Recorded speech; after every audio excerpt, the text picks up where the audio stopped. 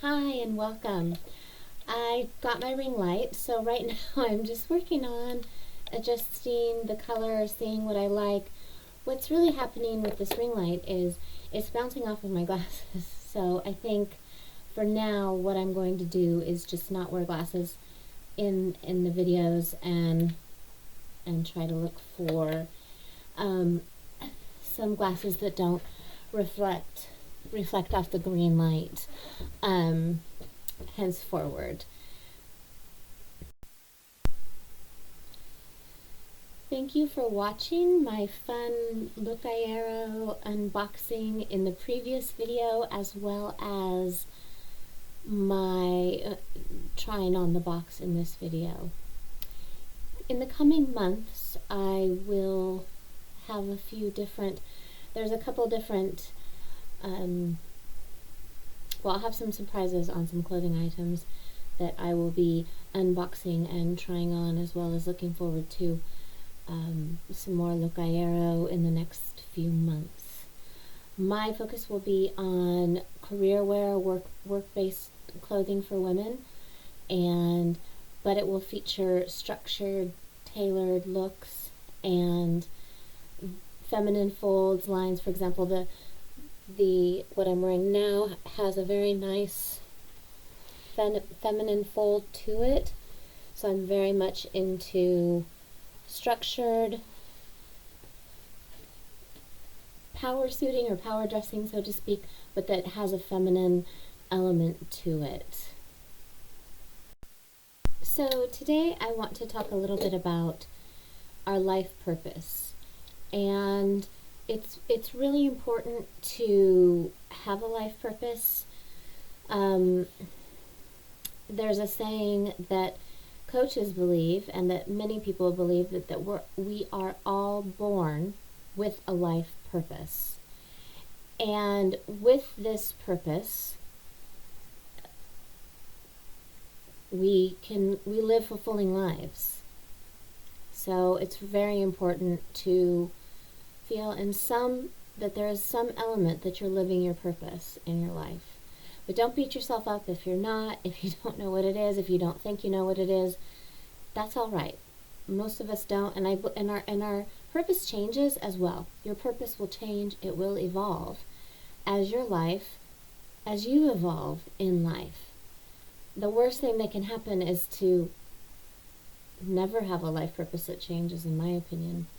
And we're all changing and evolving human beings, and change aversion is something that many people work with therapists and coaches and motivators to get over. Change will happen, but when we're living our purpose, that can stay with us. That stays with us through change, even when we change our purpose. So,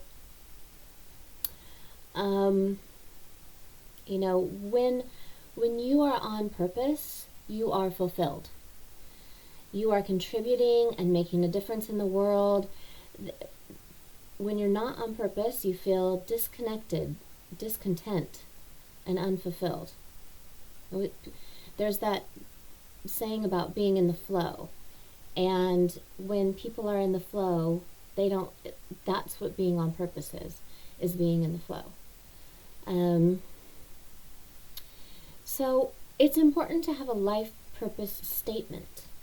And again, it's not cemented in stone. It can change. Have fun with it. Write one that's absolutely out of this, you might think is just crazy, But sit down and think about your values, what your values are, what is important to you in your life.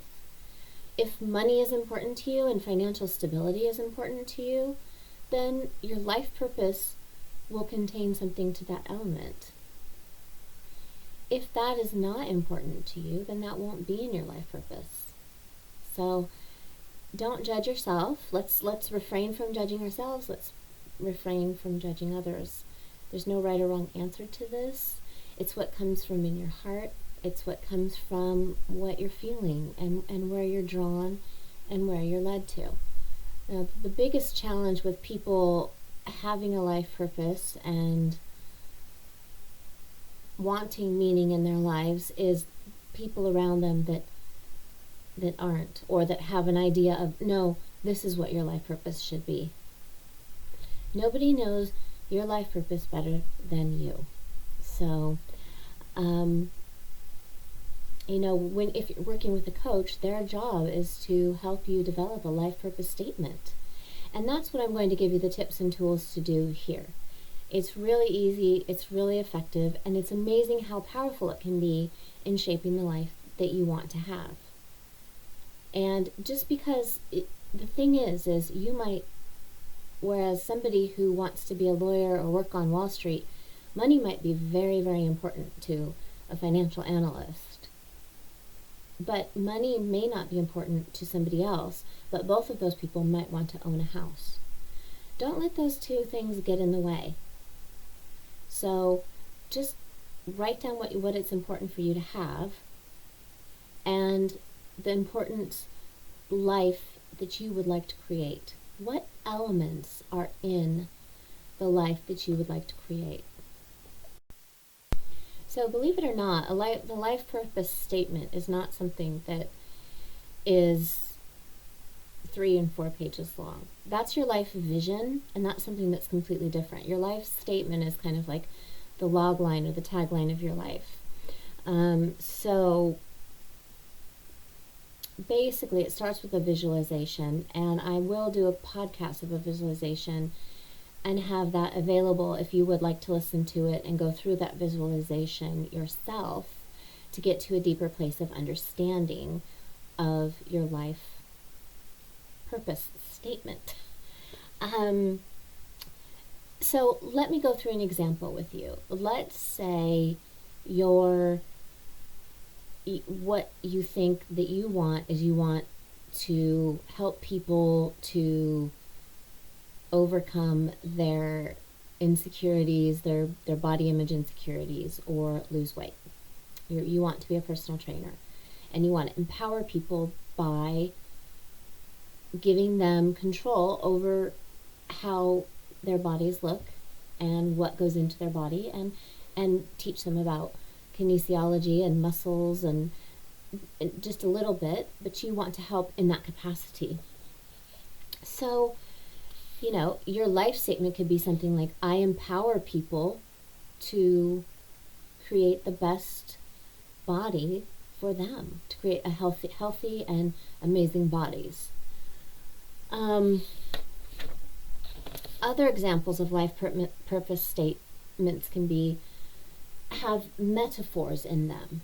So a life statement has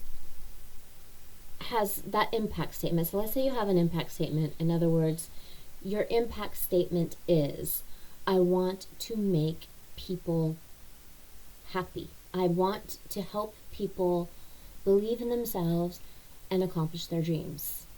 And I want people, when they leave my presence, I want them to feel better in some capacity than before they entered my presence. So once that impact statement is found, I want to have a positive impact on people's lives. Then you need to find a metaphor. You need to find a metaphor that captures the essential quality of the life purpose. For example, I am the magician. I am the lighthouse. I am the dynamite. I am the rock in the shoe. I am the alarm clock. The metaphor can also be an action. For example, I wake people up. I explode the lies. I uncover inner truth. I call people home. So finding a metaphor is not easy for clients. In most coaching settings, that's where clients have have a bit of a challenge. But this is an important part of the process, because when you have that life metaphor, it really does help for you to make empowering decisions about your life and your life's direction. So, for example, if I want to have a positive impact on people, well, what's the metaphor? I'm the, I mean, see, I'm even stuck thinking about that. So don't beat yourself up if you can't think of a metaphor right away. Just sit with it. Just go for a walk. Go out in nature. Go out into a beautiful forest. Walk around. And, you know, I want to inspire. I am the magic bean that grows the beanstalk. I am the seagull flying free in the sky. I am the band-aid that covers the wound. I'm the antibiotic for the sore throat. I mean, again, let's not judge ourselves. Let's not laugh. Whatever you come up with is fine. That's fine for you. That's all right. Just keep going with it, and keep working with it. And the benefit of that is that it's connecting with your subconscious, and it's really helping you it's helping your client, or if you're a coach, it's helping your client, and if you're the one doing it, the coaches should be doing this as well. It's really helping you really dig down into your subconscious, because our subconscious can hear metaphors, and that can really help us, because there's lots of times there's that voice within, or something within us that's telling us no, we can't, let alone the people around us. You know, our own inner critic can just go off at a moment's notice. So keep at it. And you know, the truth is it may take months. This might be something that you're working on. You can still move forward and go after what you want. It's not that you have to do this before you can move on to anything.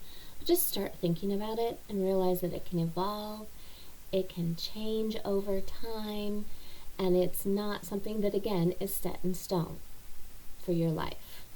But once you create the metaphor and impact statement, it should be concise, and it should create maximum impact for yourself. Okay? So it should create maximum impact for you. A couple of examples are, I am the lighthouse that guides people to their dreams. I am the dynamite that transforms people's lives. I am the rock in the shoe that causes people to remember to be alive. I am the alarm clock that awakens people to their magnificence. You see, these are just very simple, you know, there are some corny, grandiose, flowery. They're not supposed to be perfect or marketing slogans. It's okay if they're corny and grandiose. They're not for publication. They're for you and you alone. And if you're working with somebody, they're for you and your coach or your therapist or your counselor. Because the coach needs to champion and to encourage you. And having this will help you have a more successful outcome with your coach. But you can have this for yourself as well, because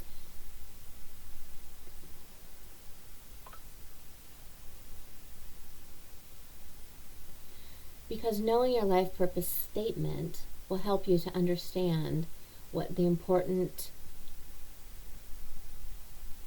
important in your life and what will make your life the most fulfilling. So until next time, and I will, if you're interested in the metaphor and impact statement, I'm happy to share that with you. And also, I might provide some of these tools on my website if anybody's interested in downloading them and just working on that, as well as the life purpose visualization. So until next time, I hope you have a great week and take care.